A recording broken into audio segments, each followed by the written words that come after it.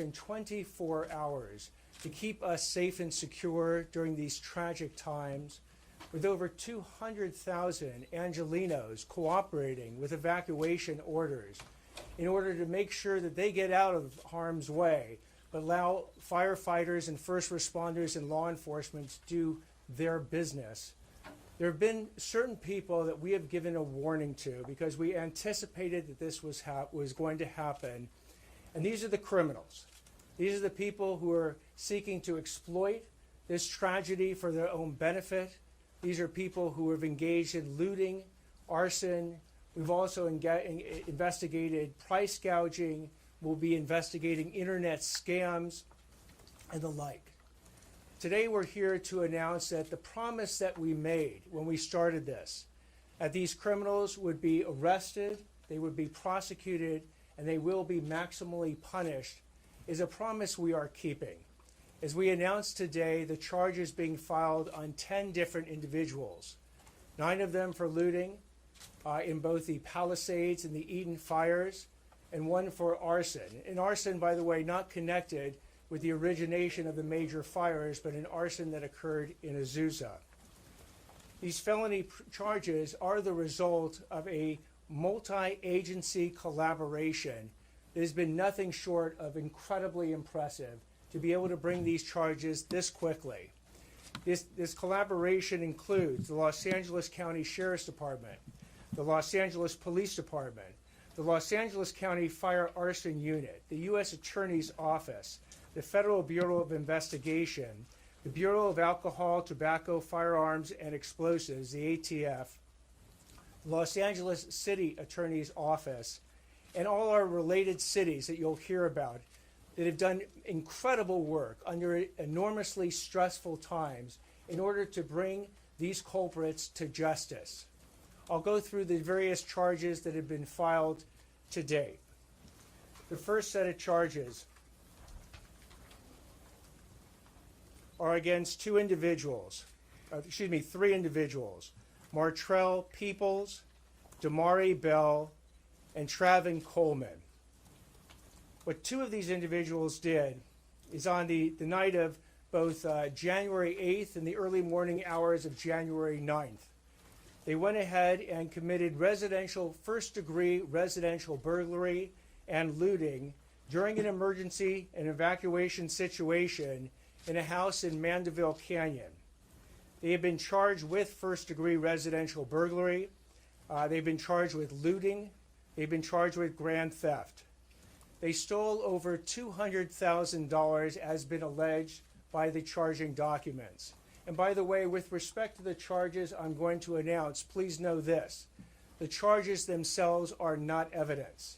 Every one that I'm going to describe today is presumed guilty until and unless they are proven their guilt is proven by the government beyond a reasonable doubt. Presumed innocent. I'm sorry? Presumed innocent. Excuse me. Presumed innocent. Thank you for the change. Presumed innocent until and unless their guilt is proven beyond a reasonable doubt. So back with Mr. Peoples and Mr. Bell. They went ahead and committed these crimes, and when they committed these crimes, as you're going to see on this TV screen right here to my left, it was caught on a Ring camera. If you can play that as we're speaking.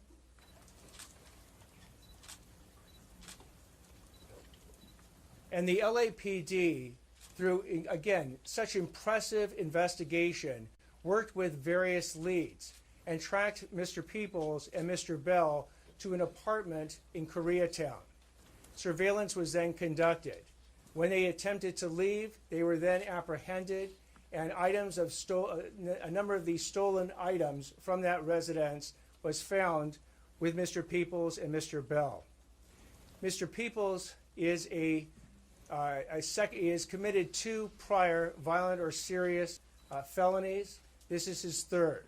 As a potential 3-strike person, he is looking at life in prison. And Mr. Bell, as a 2nd strike individual, will be looking at 22 years and 8 months in prison if convicted. Mr. Coleman accompanied Mr. Bell and Mr. Peoples out of that apartment building in Koreatown, went into a second car. And when Mr. Peoples and Mr. Bell were stopped, that second car, driven by Mr. Coleman, kept going. It went through a light. It crashed into another vehicle. That innocent person in the other vehicle suffered a concussion. So Mr. Coleman has been charged with 1-count felony hit and run causing great bodily injury. As also a potential third strike case, he is looking at a maximum sentence of life in prison.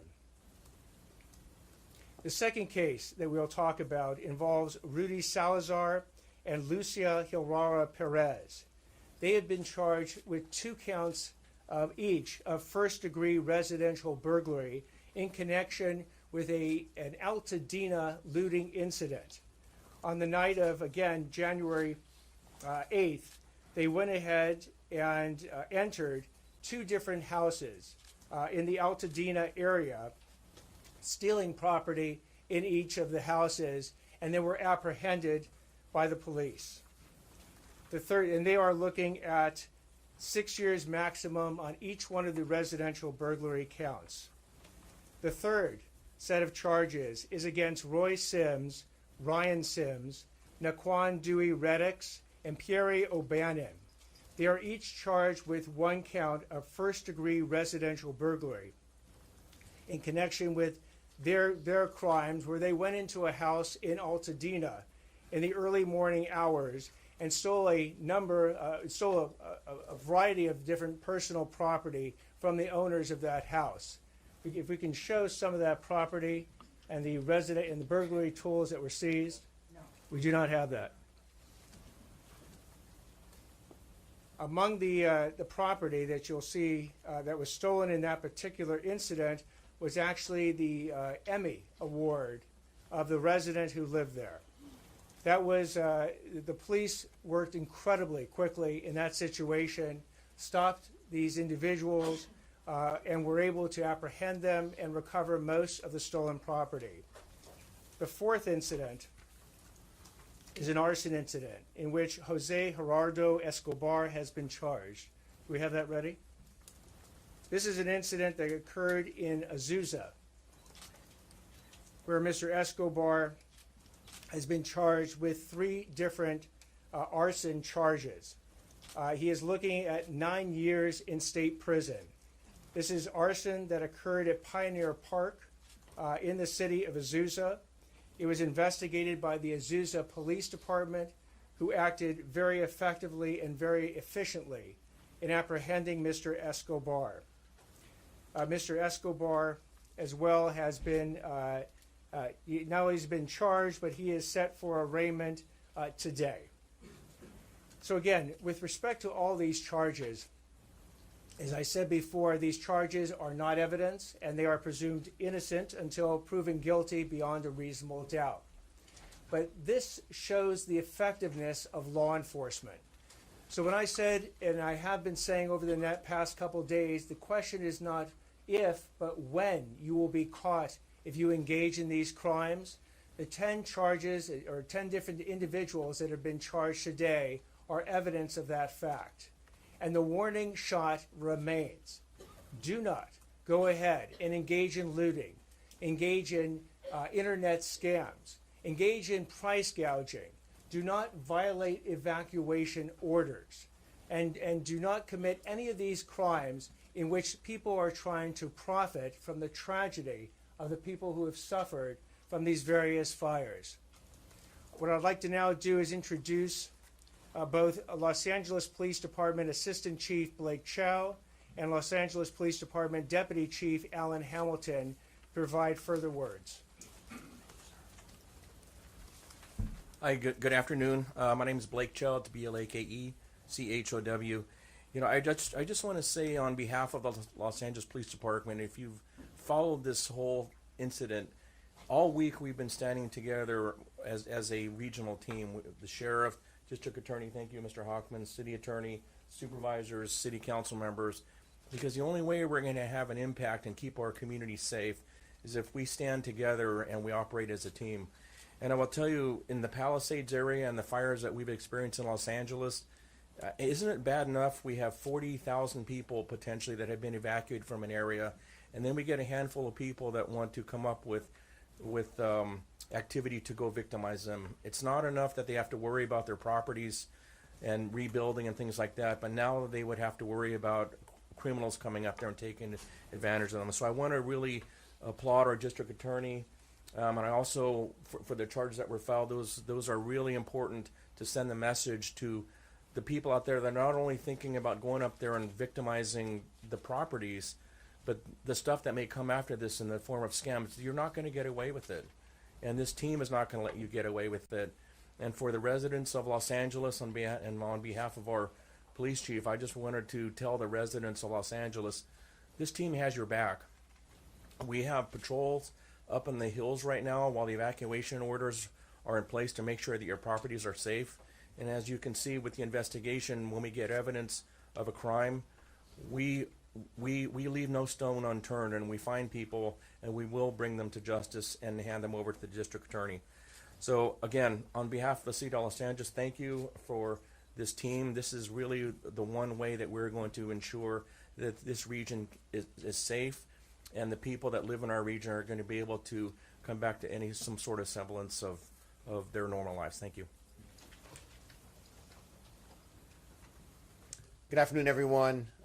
Alan Hamilton, Chief of Detectives, Los Angeles Police Department. I want to first acknowledge the dangerous and difficult work that's been done by our brothers and sisters in the fire service, especially our Los Angeles Fire Department employees, and our Los Angeles Police Department officers and employees, both sworn and civilian, who stood shoulder to shoulder with our firefighters from all over the United States and the world, really, to help fight this fire and bring justice to these individuals who are being victimized again.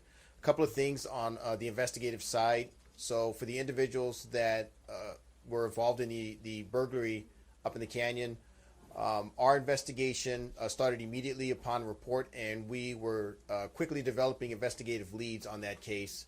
I want to acknowledge the hard work of our Metropolitan Division Crime Impact Team, who dropped another case that they were working on and immediately went up on this case, utilizing multiple investigative techniques to identify these individuals, surveil them, make sure that a crime had actually occurred, verify that items were taken, and then effectively conducted surveillance and took them into custody in a safe manner, and identified them as the individuals that were involved. Moving forward, there will be additional investigative information that will be developed as this case progresses, and we'll be able to release more information to the public. But at this time, we're going to be limited in terms of what we can release. In addition, I think most people are aware there was an incident where various individuals were attempting to identify themselves as firefighters. We continue to make progress on that case, and I anticipate that is going to result in a successful filing as well. We've been able to develop information through our investigation that shows that there were conspiratorial acts that were involved in their activity, and I anticipate in the very near future we'll be filing additional charges against those individuals, as well as the misdemeanor charges of impersonating a public official. So I'm gonna close my remarks with this. We are aware that there are other crimes that have occurred, and my message to the public is this. Number one, we are aware of some of the individuals that are involved. The Los Angeles Police Department is going to continue those investigations and take them wherever they lead to. And I anticipate that we will be announcing additional arrests in the very near future for individuals that have been involved in activity within these closed areas. And there will be more to follow on that. The other thing I want to do is assure the community that at times you will see us out there in uniform and in black and white patrolling the area along with our National Guard partners. There are other times that you will not see us. We will be working undercover. We will be on social media. We will be conducting other investigations to bring every single one of these individuals that are involved in this criminal activity in the city of Los Angeles to justice. Thank you. Thank you very much. I'd like to now introduce Los Angeles County Sheriff Robert Luna. Good afternoon, and thank you all for coming. What you see up here, and you're hearing pieces of it, is probably somebody who is out here looking to burglarize, loot, or commit other crimes here in the county of Los Angeles or the city of Los Angeles' worst nightmare.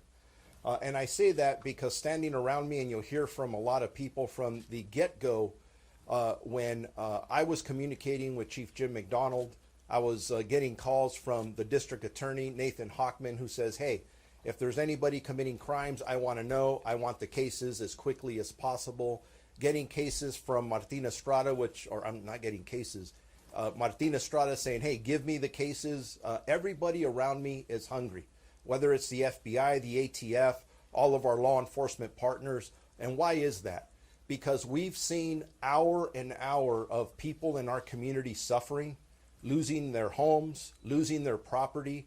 And just like everybody else, people are saying, hey, this is the reason I don't want to evacuate. I don't want to be victimized again.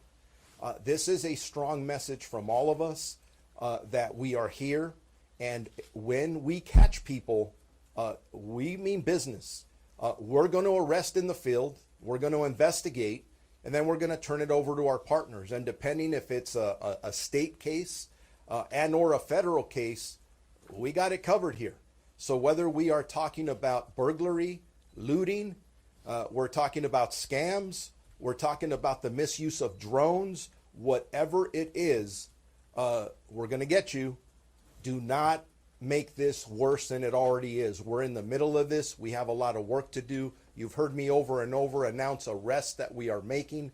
When we're making arrests, the 34 that I had as of this morning, not all of them are looting and burglary.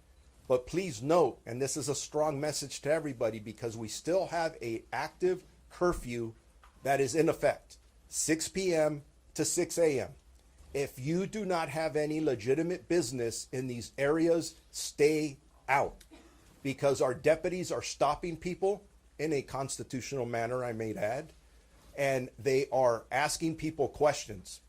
On many occasions, we are involved in these conversations. We're coming up with narcotics. We're coming up with individuals who are carrying guns. And guess what? None of them live in this area. So what are they doing there? You got to think, hey, why would I, if I have narcotics and a gun on me, go to an area that has a curfew in it? Well, that's what we're dealing with. We're going to deal with that. We're going to continue to work. And I appreciate the work that all of these folks are doing to make sure that the people in our community do not get re-victimized. Stay out of the curfew area. Do not come here to do anything you shouldn't be doing. You're going to get caught. And as you heard from the DA, and then you'll hear from our federal partners, you're going to get hammered. Thank you. And by the way, on behalf of all of our community and the deputies that I'm talking to who are working their butts off out there away from their family on 12-hour shifts plus, thank you guys for the work that you've done and the work you're going to do, because our police officers and deputies want to know when they stop and arrest somebody that somebody's going to get prosecuted and there's going to be consequences. So thank you. I'd like to now introduce Azusa Police Department Chief Rocky Wenwick. Good afternoon, everyone. First, I'd just like to say, on behalf of the city and our department, pass along our prayers and thoughts and condolences to all those who have lost a loved one or lost property. To add to the previous speakers, for us, we're outside that fire zone, immediate fire zone area. What I'd like to commend is our community for paying attention, being observant, and seeing something and saying something.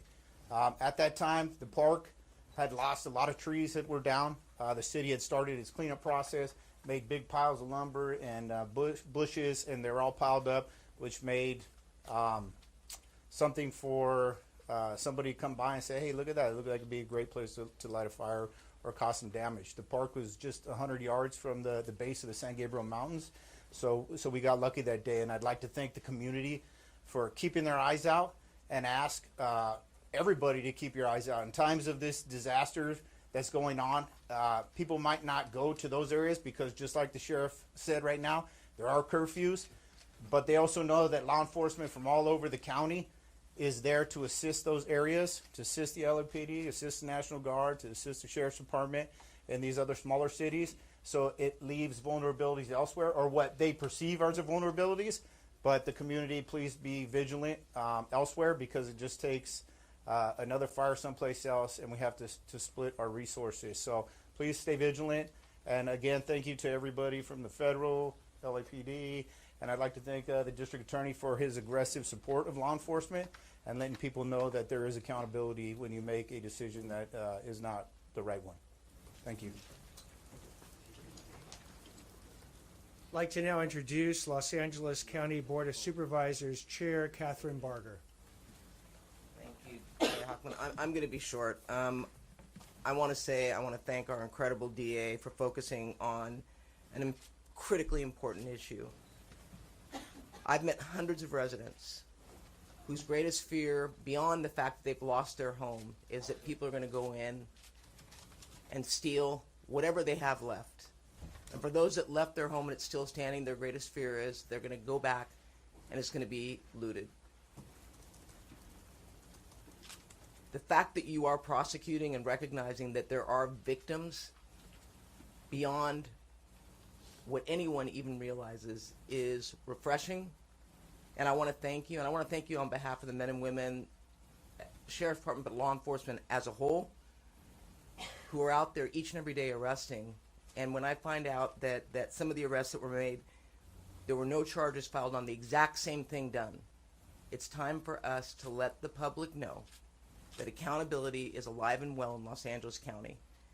And as a supervisor whose communities are suffering right now, I want you to know we are going to work hand in hand with the district attorney, with the sheriff's department, with LAPD to make sure that not only is your property protected, but anybody that tries to take advantage of this situation will be prosecuted to the fullest extent of the law.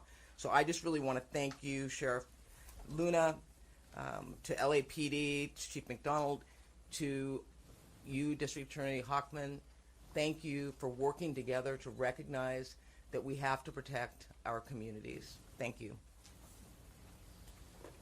I'd like to now introduce Supervisor Hilda Solis.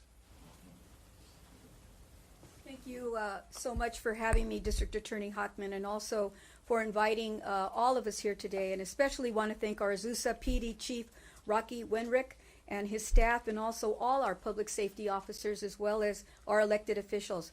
I'm proud to represent the 1st District. But on this day, it saddens me to hear that we had 2 individuals, one that you just heard about in Azusa, which is in the 1st District, that was caught in conducting an arson. The second was also reported to me from the city of Irwindale.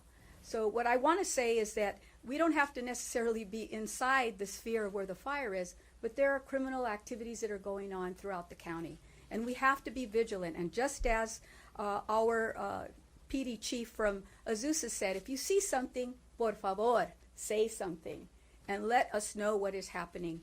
I want to say that even though there is a dark side to this, we have to say that there are also some good things that are happening. There are people who are being very resilient. Just yesterday, I had the opportunity to visit over in Pasadena and in Altadena in the 5th District, and to go by and to see along Lake Avenue and Los Robles all these organic pop-ups of people wanting to share their love for healing and safety was an outpouring that I've never seen demonstrated in that manner in LA County. And I see it happening repeatedly over and over again. So let's not let these incidents that I know of in my district, but the others that are happening, that we have to do something and let people know that this is not what we are about here in Los Angeles and the city of Los Angeles. I also want to thank our sheriffs, but I especially want to thank the National Guard, because I do think that the Biden and Harris administration took note that we need additional boots on the ground. And boots on the ground make a difference. They may not be arresting anyone, but their presence certainly sends a message. And I'm happy that they are now housed over in Azusa, the National Guard Armory, and that we can also utilize their services to assist us and bring calm to the public that right now is so very nervous and also very upset. Brevemente en español, solamente quiero decir que en este reporte hoy día, 2 cosas que pasaron eran en el distrito número 1, en Irwindale y Azusa. Y gracias a las personas que nos están defendiendo, la policía, los sheriffs, que están haciendo lo más posible para proteger a toda la comunidad. Quiero decir que les doy las gracias y que por favor nosotros ponen atención a todos los directivos que ellos ponen para proteger a nosotros. Thank you very much. Thank you. I'd like to now introduce Supervisor Lindsay Horvath. Good afternoon. Thank you to District Attorney Hochman, Sheriff Luna, and our law enforcement partners. Many of our communities, neighbors, friends, and loved ones are enduring the most horrific experiences of their lives. Multiple reports of people taking advantage in mandatory evacuation areas. This behavior is unacceptable. In the Palisades, someone allegedly impersonating a firefighter, wearing a fire jacket and a helmet to attempt burglary. This behavior is despicable. We cannot tolerate it. And as we continue to help people heal through this suffering, we cannot allow people to prey on the devastation that has already happened, and we will have plenty of time to work to rebuild. No one should take advantage of residents who have been forced to flee for their safety. Taking advantage of this disaster and the suffering that our fellow Angelenos are feeling will not be tolerated. And I want to be clear, that goes not only for individuals who are preying on these locations, but also for the corporations and the businesses and the price gouging and the ways that they're taking advantage of people in this very difficult moment. And if you see this kind of behavior, you can call 800-593-8222. We want to hold businesses accountable as well. We cannot be taking advantage of people who are suffering in these moments. It is critical that everyone follows mandatory evacuation orders and allows our first responders to do their job. The most up-to-date information can be found at emergency.lacounty.gov, and I appreciate the accountability that is happening while we work to rebuild. I'd now like to introduce Los Angeles City Attorney Heidi Feldstein Soto. Hello, everyone. Good afternoon. I have a dual role in our city. I'm both a civil lawyer for the city, and I am the chief prosecutor for the city of Los Angeles, and I'm here in that capacity. As chief prosecutor, I'm responsible for misdemeanors committed by adults within the city limits. Let me start with everyone who's been affected by the fires that have devastated so many lives. I've spoken to many of you on the phone. I spent a lot of time on the phone with particularly the Pacific Palisades and Mandeville communities. I commit that my office, along with the district attorney, the U.S. attorney, our law enforcement partners, and our county and city elected officials, will be here working with you with all of the tools that we have. Today's press conference is about public safety and about the criminal side of what I do. I want to take 1 second to also assure you that we are laser focused in our civil side on legislation, on investigation, on disaster relief, on mortgage tax and insurance expenses, on cutting through red tape and bringing every single legislative, executive, civil, and law enforcement resource we have available to help all of you and all of us get through this disaster, recover, heal, and rebuild. That is what we as Angelenos have done for as long as I've lived in this city. I am really honored to join DA Hochman and this multi-agency coalition to talk about the steps that we are taking collectively at a city level, at a county level, at a state level, and with U.S. Attorney Martina Estrada at a federal level to ensure the safety and well-being of all of our communities in the wake of the fires, and to hold accountable every single solitary criminal who seeks to prey upon people who've lost so much already. Whether it is looting, which usually falls to the district attorney, price gouging, which I think all of us have jurisdiction over, fraud, scam artists, trespass, which usually falls to me, or any other effort to take advantage of those who've been evacuated or otherwise affected by this crisis, let me add my voice to the chorus. My office will lean in to ensure that no individual gets away with illegal or predatory conduct. My office is prepared to hold everyone and anyone who engages in price gouging for housing, for shelter, for essential consumer goods, food, services, veterinary care, health care, accountable. Price gouging laws went into effect. For those of you who doubt it, they went into effect immediately upon the declaration of a state of emergency. No one, and I do mean no one, can increase pricing on any of these items: housing, shelter, food, water, clothing, pet care, health care, any other essential goods or services by more than 10% without violating the law. Violations are both criminal and civil. Violations of the price gouging statute are subject to criminal prosecution with up to 1 year's imprisonment and up to a $10,000 fine. Violations are also subject to civil enforcement, and my office has a public rights branch dedicated to civil enforcement. We have formed a price gouging task force within my public rights branch, and that is punishable by an injunction, by restitution, by up to $2,500 per violation. We are working with the mayor's office and city council on a dedicated intake system to address price gouging complaints in particular, and our lawyers and other legal personnel are already getting back to residents who have reported price gouging. If you are a victim of price gouging or aware that it is happening, if you see it happening because all of a sudden an apartment that was for rent for one amount doubles in price, please email my office to a dedicated email to this that is ATT, which stands for attorney, price gouging task force at lacity.org. att.pricegougingtaskforce@lacity.org, or call us at our dedicated price gouging line, 213-679-5035. As a result of this unprecedented emergency, so many of us face uncertainty about our futures, and it is the responsibility of everybody up here to ensure that those futures are bright, or as bright as they can be under the circumstances. I'm really deeply grateful to and humbled by the actions and the bravery of our city, our county, and our neighbors. To our firefighters, to our law enforcement, to our first responders and volunteers, my deepest gratitude for your heroism, strength, and unceasing commitment to saving lives and property across a vast area of our city and our county, an area much bigger than any of us thought possible.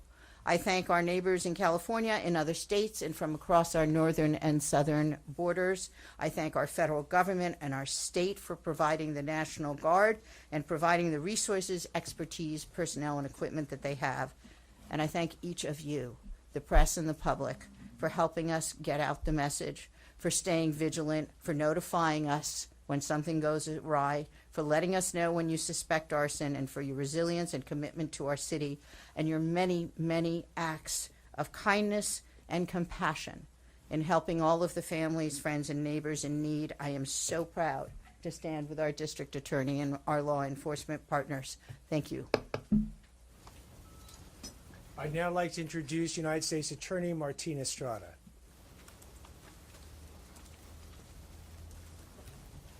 Thank you and good afternoon. My name is Martin Estrada. I'm the United States Attorney. This past week has been devastating for our community. Our family, our friends, our colleagues have suffered immeasurable losses. Our hearts go out to all the victims of the terrible fires that have occurred in our area. But I will say, one thing I have seen time and time again is the resilience of this community. When the times get tough, we come together. That is no different with regard to law enforcement. The level of cooperation and collaboration with our law enforcement partners, federal, state, and local in this area in Southern California is top in the country. We come together, whether it be violent crime, human trafficking, you name it, we come together. This time will be no different. We will collaborate and work together and bring the same approach to holding accountable all those who engage in crimes related to this disaster. Now, The first priority is stopping these fires, stopping the destruction. My deepest gratitude to the first responders, the ones who are out there on the lines fighting for us. God bless them, they deserve our prayers. But another priority is ensuring that there aren't people out there who victimize others, criminal opportunists who take advantage of this situation. This sort of behavior is completely unacceptable, and because of that, it is critical that we all work together to hold such individuals accountable. Let me talk about what we're doing as federal authorities. The U.S. Attorney's Office, the FBI, and the ATF is fully engaged in this crisis. We are addressing three main areas of criminality. First, arson. This investigation is at its early stages, but I will tell you the ATF National Response Team hit the ground this morning investigating to determine the origin cause of the fire.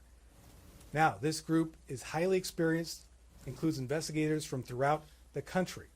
This is the same group that was responsible for investigating the Aliso Viejo bombing, the same group responsible for investigating the fire on the Conception boat that resulted in the death of 34 people. They get the job done, and I'm confident their investigation will bear fruit. We are going to fully investigate the origins of these fires. We have powerful federal arson statutes to hold accountable with mandatory minimum sentences anyone who is found to have recklessly or intentionally caused these fires. Second, illegal drone activity. We have seen people flying drones over restricted areas.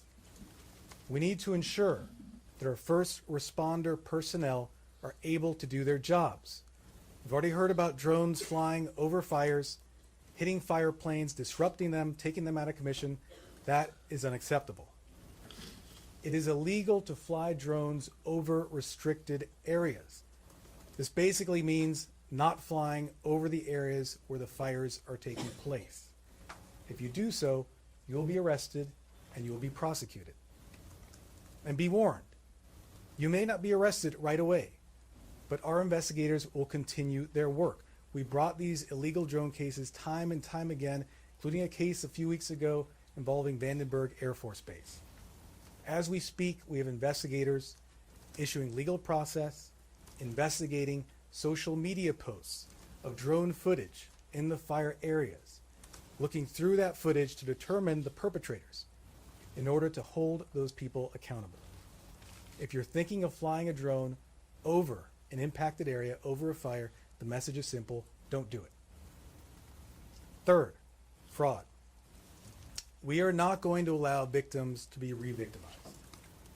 Certainly, as the district attorney talked about, looters will be held accountable by his office. But we will take on some of those more sophisticated fraudsters who are out there using other means to steal. This is one of the largest disasters we've ever faced. We will see huge amounts of relief money coming into this area, including federal funds. If history is any guide, including through the pandemic that we all went through, the COVID-19 pandemic, there are people who will attempt to steal that money. Let's talk about two areas of fraud we are vigilantly monitoring. First is federal recovery funds. The Small Business Administration, FEMA, and other federal agencies are beginning their efforts to support homeowners, renters, business owners with relief funds. During the COVID-19 disaster, we saw people committing identity theft to steal that money. My office can use mandatory minimum sentences against anyone committing such conduct to hold them accountable. Second is charity fraud. People around the world are looking for ways to support the victims. This is a good thing. People are generous in times of need, but it also creates an opportunity for fraud. Charity fraud is a donation scam where people are tricked into donating money to a group or a fake group that essentially provides no services for the victims. We will investigate any group that illegally diverts funds from the victims. And let me say, as I mentioned, generosity is a good thing. But fraudsters will target victims and generous individuals who want to help. They'll do so through many means, including social media posts, including calls, including texts. Keep this in mind. True charities will not pressure you into giving funds. If you come across deceptive individuals who try to push you to donate money, that raises suspicions, and do not donate. Make sure your money goes to trusted organizations, and beware of websites that may try to mimic real organizations. There's a lot of fraud out there and people trying to perpetrate it. In conclusion, regardless of the type of crime we are talking about, we will hold people accountable. There is zero tolerance for any criminal activity arising from these fires. Together, we will recover from these fires. But the ongoing work, the recovery work, including protecting the victims and protecting those people who would like to help the victims and protecting relief funds, will be ongoing. We will be vigilant. Now, before I conclude, I want to give out a number from the ATF. If there is anyone out there who has any tips on the origins of the fires, any of the fires, please text 63975 with your tip. That is, again, the number 63975. That will go to the ATF National Response Team. Thank you very much. I will now introduce to the podium Special Agent in charge of the FBI, Akil Davis.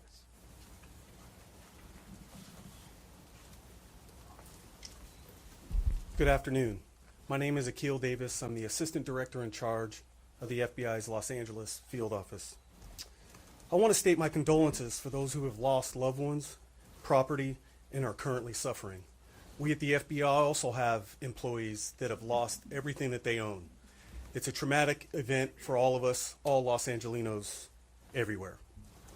I'd like to highlight just 2 lines of effort that your local FBI office is involved in.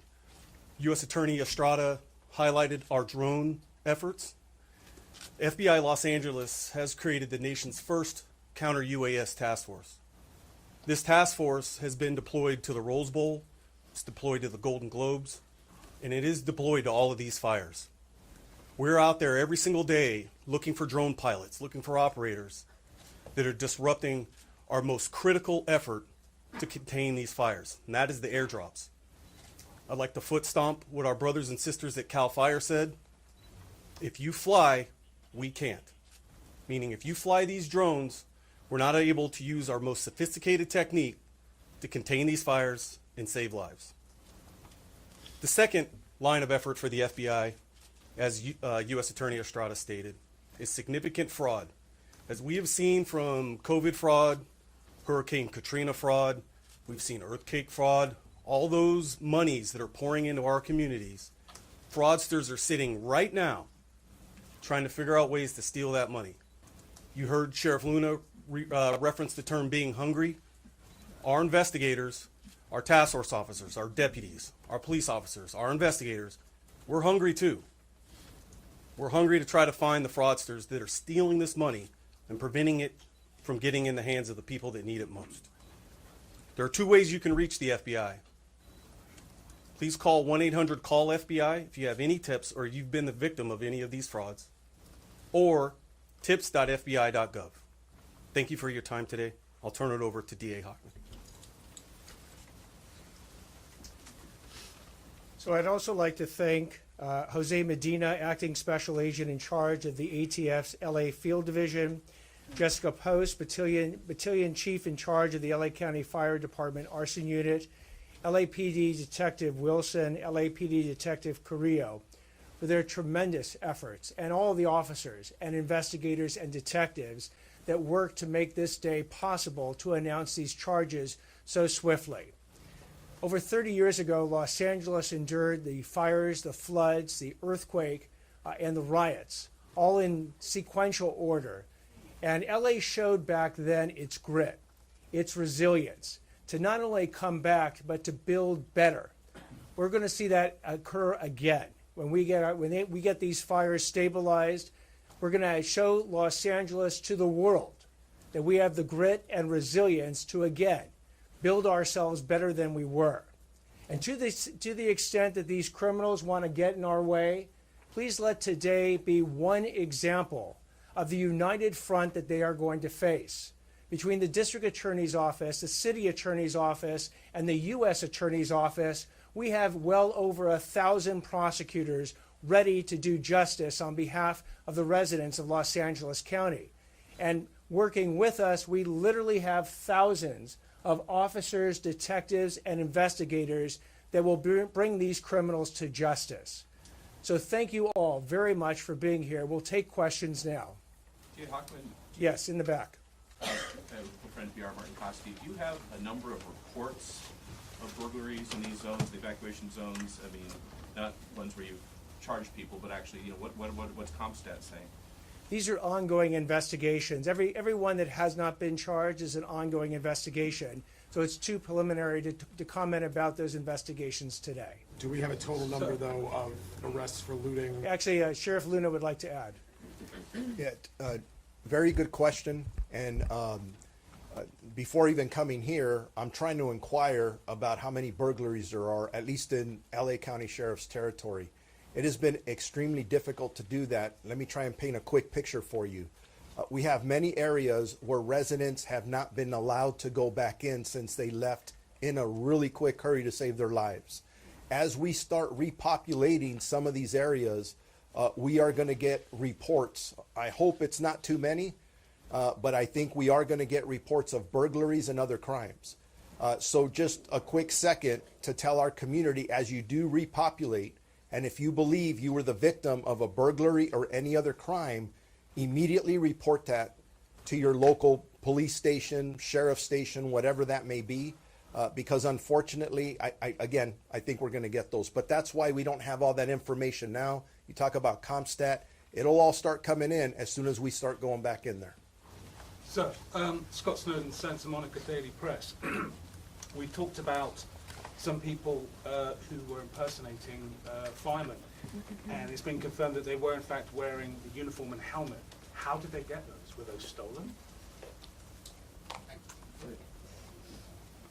I can address that. So that's part of the investigation that feeds into some of the information. So we're not going to disclose those parts of the investigation at this time. As the prosecution moves forward, at whatever level it moves forward to, we will be releasing additional information, especially after we confirm which charges are going to be filed. At this time, we can't really discuss it. Chief Hamilton, quick follow to that. That was the people impersonating. That was the Palisades fire scene? That's correct. Were they found, do you believe they had also been involved in looting or burglary, or were they found stolen property? We believe that they were conspiring to conduct illegal activity, including looting and residential burglary in the area. Just let me follow that up, because I would just want to tag on to something that Sheriff Luna said, that, this has been a very, very chaotic scene for everybody right now, and we have a lot of areas right now residents have not been able to go back. I know that LAPD has reported 14 arrests for fire-related things, many of which you have seen here, but I think, for example, what the individuals that are arrested with the fire uniforms, we're pleading with the public, if they have any information that they may have seen these individuals in other parts of the Palisades, we need that information, because as the Chief Hamilton had said, this investigation is not closed, it's still going, and as residents begin to repopulate and we get more information, ring videos and things like that, those are the things that we're going to need to really get a picture as to how many crimes may have occurred in that area. Chief Cheryl? Yes, right here. Natasha Chen, CNN. I know that the investigations into the origins of the fires for Palisades and Eaton are still ongoing. As far as that task force activity is concerned, though, is there any indication that there's investigation into possible human involvement in the Palisades fire, whether that be accidental or intentional, and for the Eaton fire, a potential electrical transmission tower? So we're not going to address at this point that part of the investigation. That'll be conducted by the Bureau of Alcohol, Tobacco, Firearms, and Explosives. More information will be forthcoming from that investigation in the future. Will ATF have a news conference? Anyone?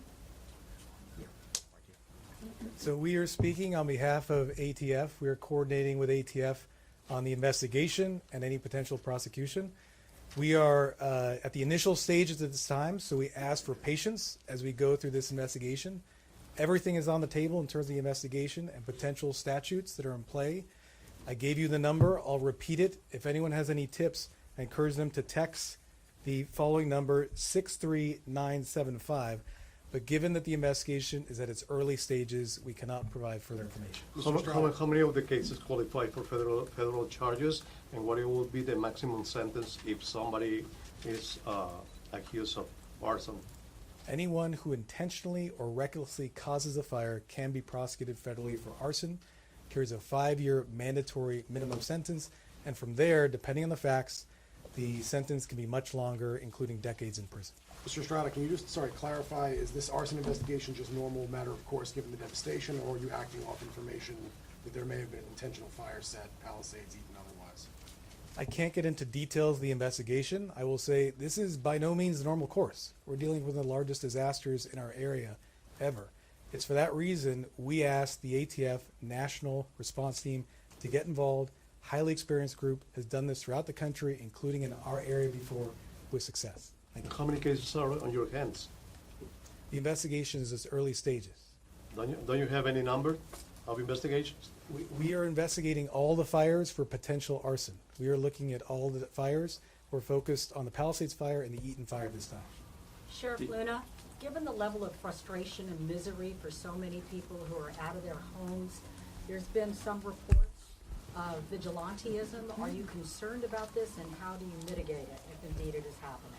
Concerned, yes. I think we're always concerned. As the days wear on, people, our community, our residents who live there, they're getting angry and they're getting frustrated. We're going to try and do everything we can to enhance our communication. That's why every time we get up here, we talk about the reasons why we are not repopulating as quickly as we would like. There's still a lot of hazards out there, for example. As we're speaking now, I still have search and rescue teams that are out there trying to recover remains of individuals, correlating missing persons to addresses that used to be there. There's a lot of work there. So again, I plead with our communities, be as patient as possible. There is no conversation that we're having as a county family with our city partners that doesn't include evacuation orders and warnings without, okay, when are we going to repopulate? Because we're hearing our community loud and clear. All of us, I know our supervisors are going out personally and listening to our community and their frustrations. We know it. We're staying on top of it. None of us have been off one day. All of us are working 16, 18-hour days, and we're doing this because we want to get back to normal as quickly as possible. But I do remind everybody, I just read the weather report before coming in here. We're gonna experience some significant winds. I'm very concerned about the dangers that we still face, concerns that our community still faces. So we're still in the middle of this, but please communicate with us, and we'll continue to work on putting out as much public information as we possibly can. We don't want our community to go that direction. Now, if the vigilantes you're talking about are people who live somewhere else and are going to come and cause problems, this team I have around me, we're ready to deal with that. I see the show of support here today, and it's massive and impressive, but to someone who feels desperate, how can you reassure them? Somebody who lost their home, we will do everything we can to make sure that you are aware that we're here, we care, we're going to respond, we're going to investigate, and the reason we're here today united is because we are communicating. We have been communicating from the beginning. We're going to be something that the rest of this country looks at and says, how did you guys do this? That's where we're at. That's the assurance I want to give our entire community. We are here. We are here for you. The FBI. Sorry, we have time for one more question. A question for the FBI. Right here. You have pieces of that drone that hit the Super Scooper. Have you made any progress in that investigation? Do you have any persons of interest that you're looking at or speaking with? So that investigation is ongoing, and yes, you're right. We have collected pieces of that, and we're putting that together as we would through a normal course of investigation. There's lots of avenues to investigate regarding that. So that's all I'm going to say as far as that goes. And have you had any more incidents with drones and firefighting and like that? So we are coming across probably 20 incursions a day. Now, our numbers vary a little different than what the fire department puts out, and that's just because of the focus and what's the area that the FBI is looking at. Our focus is a little bit more narrow than what the fire department's looking at. So, you know, the numbers we're putting out are probably between 20 and 30, and the fire department's is about double that. But the fire department is correct. There are that many drones in the air at any given time. And that's why we continue to stress to the public, stop flying your drones over these fires. Let us do our job. Let us save lives. Let the firefighters do what they do best, and that's put these fires out. But no Can you persons of confirm interest at that this 2 point? arrests Not at this point. have been made regarding the drone incident? I'm sorry, sir. Can you say that again? Can you confirm that 2 arrests have been made regarding the drone incident? I'm going to leave that up to my state and local counterparts behind me. Thank you very much. I can tell you from the Los Angeles County Sheriff's Department, we've arrested 3 individuals for 2 drone usages. All right, thank you all for coming today. If you want one-on-one interviews, you can do that at this point. I very much appreciate it, and stay safe out there.